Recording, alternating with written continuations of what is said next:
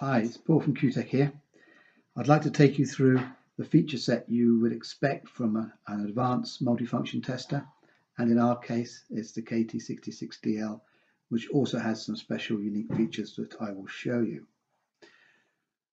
First thing to appreciate, the Kewtech philosophy is for the best and easiest to use user interface. We have a single rotary dial, 4 soft keys and a dot matrix screen. The dot matrix screen enables you to have multiple pieces of information for each specific test. It saves scrolling and gives you better feedback.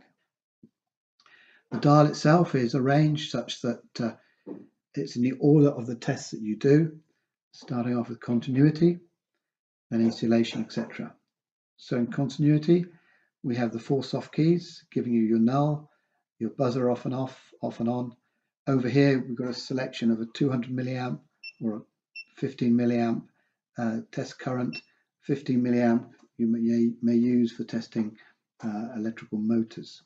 In the norm, it will be set at 200 milliamp. The PAT function here, the PAT function is designed for electricians, electrical contractors who don't particularly want to do PAT testing, but inevitably get drawn into it to keep specific customers happy.